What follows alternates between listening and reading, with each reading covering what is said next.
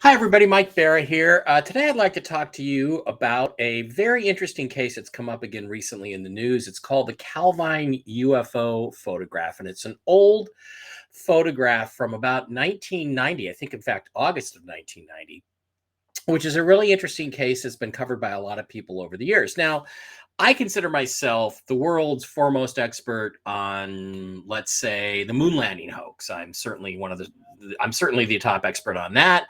I consider myself the world's top expert, maybe next to Richard C. Hoagland, on the face on Mars and artificial structures on Mars, that kind of thing. But the Calvine UFO photo is not something I'm an expert on. It's a case I've known about, I've heard about, I'm aware of, I've seen reconstructions of the picture, but I've never actually done a deep dive analysis on it. And apparently it has been connected to my old buddy Nick Pope from Ancient Aliens, former comrade at Ancient Aliens. And I just thought, well, this is out. Nick's talking about it. Let's take a look at it and see what the case is for it and what the case is against it, and see if we can figure out what's going on here. So basically, the Calvine UFO video is really our video. I keep saying videos, photo. Photo is a really interesting case. This is a reconstruction of what the photo supposedly showed, and the question is it fact or is it fiction?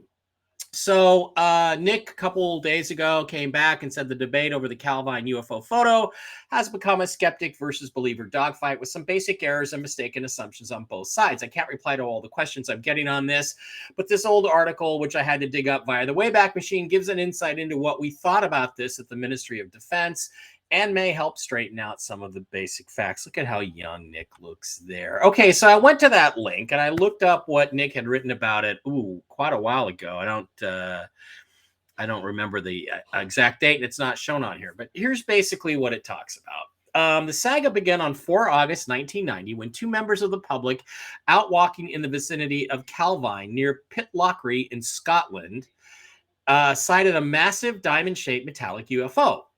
The UFO was virtually stationary and hovered silently for what the witnesses believed was several minutes before accelerating away vertically at massive speed. During the sighting, a military aircraft believed to be a Harrier, was seen, but it wasn't clear if it was escorting the craft, attempting to intercept it, or whether the pilot was even aware of it at all, ever aware of it at all. It should be even aware of it, Matt, Nick. A number of color photographs were taken.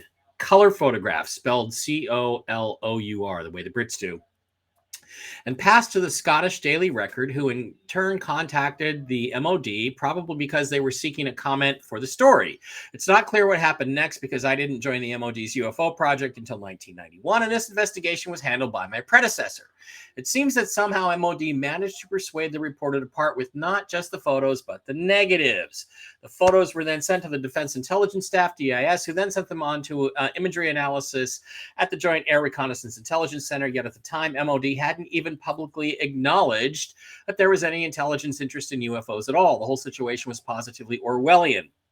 On the one hand, our line to Parliament, the media, and the public was that UFOs were of no defense significance. We implied and sometimes stated that we didn't investigate UFOs, but merely examined sightings to see if anything reported was of any defense interest, as if the two were somehow different. I sometimes felt like Winston Smith working for the Ministry of Truth, this was literally doublethink. Okay, then later on, he talks about how he asked my DIS opposite, again, that's the Defense Intelligence Staff opposite number, about the image. Photograph. It's not an image, Nick. It's a photograph. I was told that the official assessment was that the photos were real and the craft had a diameter of around 25 meters, which in real terms is 80 feet. That's a real number. At one particularly surreal briefing on the UFO phenomenon, my DIS opposite member indicated the photo was pointed his finger to the right. It's not American, he said, before pointing to the left and saying it's not the Russians. There was a pause before he concluded that not only leaves, his voice trailed off and he didn't complete the sentence, but his finger was pointing directly upwards. Despite the various media interviews I did on this story and associated public appeals, the witnesses have never come forward. Neither has anyone at the Scottish Daily Record or any other Scottish newspaper come forward to say that they worked on this story back in 1990. Understandably, this has generated a few conspiracy theories. I wonder if the truth is a little more mundane. In their desperation to acquire the photos / negatives and maybe kill the story, maybe DIS staff somehow tricked the journalist into handing over all the material and never gave it back. If the journalist hadn't briefed the editor, he may have stayed silent out of embarrassment. Similarly, maybe the witnesses were told that they would be better. It would be better if they didn't discuss what they'd seen and took this as a threat. Speaking of conspiracy theories, that's Nick's. Okay, so that's the basic background of this. There were color photographs taken of this thing. So there were also apparently reports. Now, this is something I got off Twitter. I cannot vouch for the veracity of this, but these are supposedly the handwritten reports. Saturday, 4th August, 1990, location Calvine, Scotland, 20 miles north of Plutarchy off the A9. Time 9 p.m. approximately. Looks a little bit bright for that, but it is Scotland, so it's possible. Description: huge diamond-shaped UFO hovering for about 10 minutes before ascending vertically upwards at high speed. During sighting, RAF aircraft believed to be a Harrier made a number of low-level passes for 5 to 6 minutes before disappearing off. Witnesses named, witness blah, blah, blah. Additional information: a number of color photographs were taken by eyewitnesses and pictures passed to RAF Pitwirey and Scottish Daily Record. Original negatives also passed to the Daily Record. Here's a hint: if you take good photos of a UFO, folks, never give anybody the negatives, never give anybody anything but a print. Okay, so after that, there's some more information. Talks about the main cloud base was 25,000 feet, dropping down to 15,000 feet. Notice they use feet and not meters in their altitude analyses. Light showers, winds were not much. Photographic details, confirmation of date and time, what sort of camera, what type of lens. These are apparently things that need to be found out about. And then there's some sort of document here, which I don't know is genuine, somewhat redacted, talks about photographs of an unidentified flying object, Scottish Daily Record. The United States of SAF may wish to be aware that the Scottish Daily Record may run a story regarding an alleged sighting of a UFO near Pitlochry. In early August, such stories are not normally drawn to the attention of ministers, and the MOD press office invariably responds to questions along well-established lines. I'm doing what David Wilcock does, which is I'm reading this. The MOD has been provided with 6 photographic negatives of an alleged UFO by the Scottish Daily Record, and has asked for comments, almost certainly for inclusion in a forthcoming story. So it did go to the MOD, and they were examined. The photographs, which were received on 10 September, are alleged to have been taken near the A9 road near Calvine. I think it's Calvine. Calvine? Am I been saying it wrong? North of Pitlochry on the evening of 4 August. They show a large stationary diamond-shaped object past which it appears a small jet aircraft is flying. The negatives have been considered by the relevant staffs who have established that the jet aircraft is a Harrier. It is.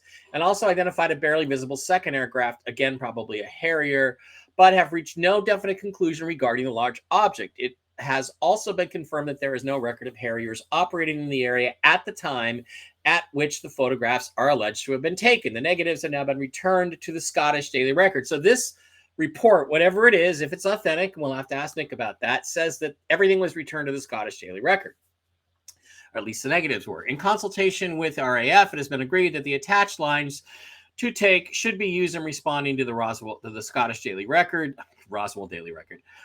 These are consistent with the position adopted in replies to the many public and occasional parliamentary inquiries on the subject of UFOs. So the photographs disappeared. The negatives apparently disappeared, although that document says they were returned to the Scottish Daily Record.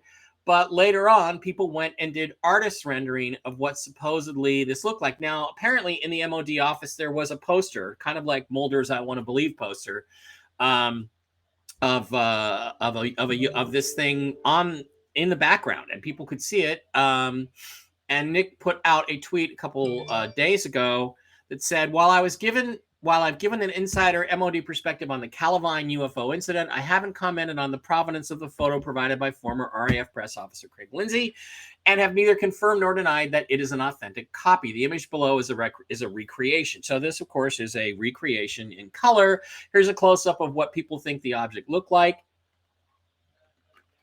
based on those that have actually seen the photographs. Well, this guy, Craig Lindsay, with permission of the Sheffield Hallam University, maybe they have the prints, maybe they got them, put out apparently a day or two ago what he alleges is one of the so-called Calvine UFO photographs. And all we got here is this diamond-shaped object in the sky, which is considerably clearer than the obviously moving Harrier jet in the background. And yeah, that is a Harrier jet. You can see some trees overhead, some fencing in front, and a cloud cover, overcast cloud cover, like the handwritten reports indicated. So this is kind of interesting. If you zoom up on it, again, you can see the Calvine UFO, which is kind of a wedge shape or diamond shaped object, and the Harrier very, very close. It is pretty interesting stuff. So Nick kind of went all in on this. He responded to somebody via email. He said, "Thank you for your email. While I see the similarity, the images and negatives were examined at the time by intelligence community imagery analysis experts who were able to use a variety of techniques to determine that the photos were not faked in any way and that they did indeed show a large unidentified craft and not a small object close to the camera." Obviously, somebody's saying it could be a small object hanging from the tree close to the camera. I hope this is helpful. You're free to use and publish the above quotation. Best wishes, Nick Pope. So what Nick is saying is the real photographs were determined by the intelligence community imagery experts at the time in 1990, 22 years ago, to be a large unidentified craft far away from the camera. Now, that does not mean that this photograph is one of those that was examined. It could not even be a photograph. It could be a fraud.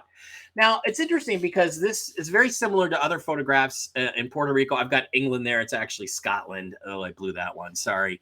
This is a Puerto Rican photograph that's determined to be fake. It's basically the same concept. You've got, you've got hills and trees in the foreground, fencing in the foreground, a large object, and a jet nearby. In this case, an F-14 Tomcat instead of a Harrier. So there is ample reason to think, well, this could be a fake as well, because the Puerto Rican turned out to be fake. And we've had other images over the years that it's really hard to determine whether or not they are in fact real images.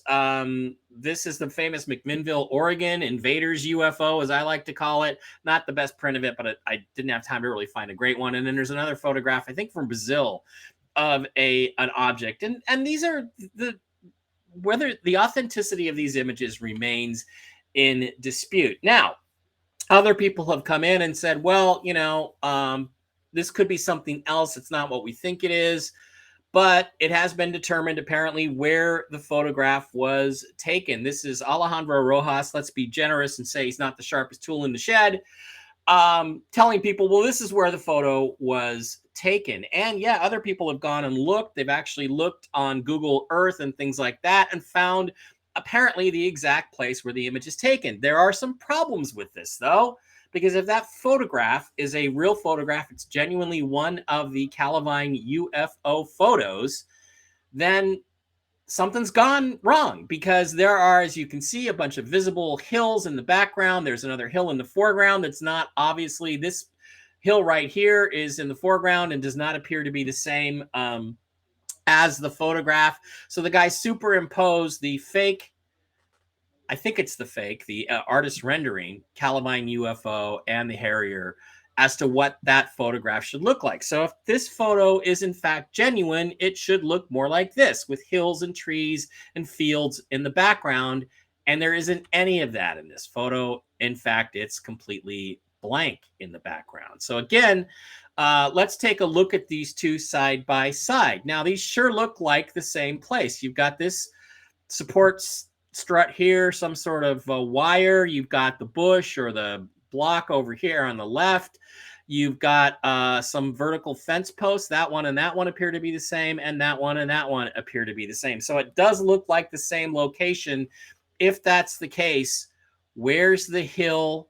Where's the fields and the trees and the mountains in the background? So I think the authenticity of this photo, as to whether it's one of the Calvine UFO photos or not, is seriously in question. Let's go back a couple.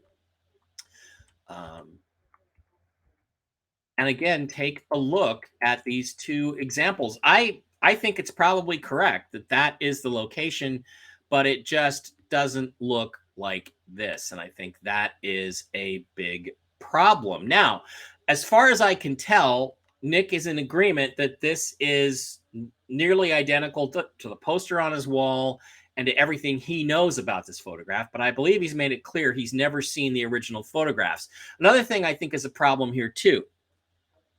This is black and white. These were color photographs with color negatives. You could easily, the University of Sheffield Sheffield Hallam could easily have produced, if they had the negatives, or if the Scottish Daily Record had had them, they could produce color negatives. This is not color. This is black and white or grayscale. It does not appear to be color. Now, I will say this. There was another analysis done by some photographic experts who apparently have seen this photograph, and I found it on Twitter. I don't have it here, that claim that, yeah, it was printed on, this is printed on stock paper from the 1990s, the Kodak stock paper. So could very well be something. But again, I think we have a problem here with these particular photographs. So this is not, there's a lot of possible explanations here.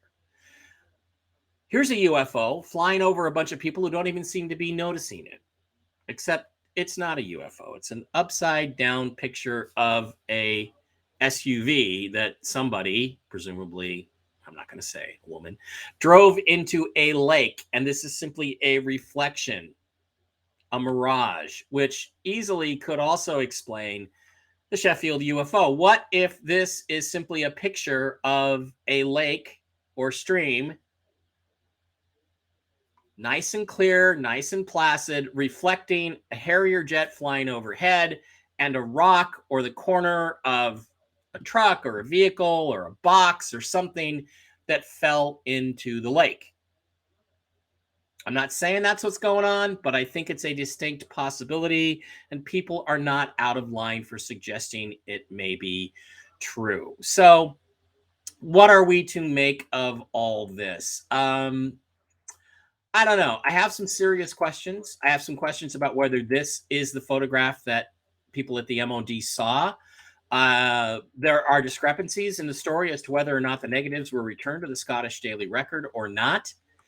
And there's other problems. For instance, back at this time period, back in 1990, guess what? Aviation Week in Space Technology was talking about new aircraft designs being developed by, guess who, the United States, including in the article. And guess what? Does this look exactly like it? Kind of. An elongated diamond-shaped unmanned vehicle measuring about 110 feet long and 60 feet wide. Well, that would be a little bit longer than the 80 feet that the MOD analyzed this thing to be, but they're guessing. They're not experts in this.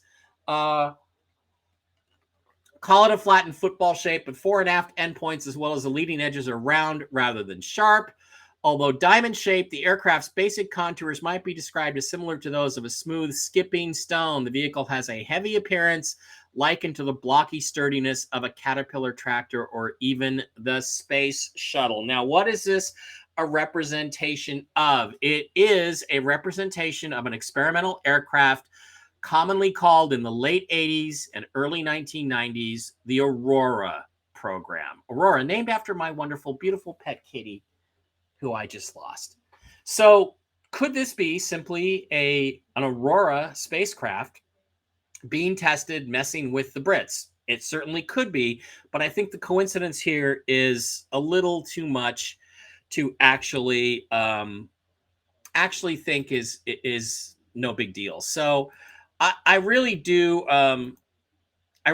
think that the questions remain open. First of all, is this authentically, this new photo that's been released from Shellingham University or whatever by David Lindsay, is that one legitimately one of the original photographs of the Calvine UFO? Calvine, not Calvine. I keep calling it Calvine. Calvine UFO. If it is, why isn't it in color? If it is, why does it bear such a strange resemblance to the Aurora spacecraft or aircraft, which was being developed by the U.S. government at the time, according to Aviation Week in Space Technology and many other sources at that time? If it is authentic, what's wrong with the background? Where are the hills and trees and fields behind it? Because we appear to have found the place where the photograph was originally taken. With all these problems and all these discrepancies, I honestly can't come to a conclusion about it. But what I can say is that I think it's very unlikely that this is an authentic photograph. I think it's very likely that this is a fabrication of some kind. That doesn't mean it's not a real photograph on real paper.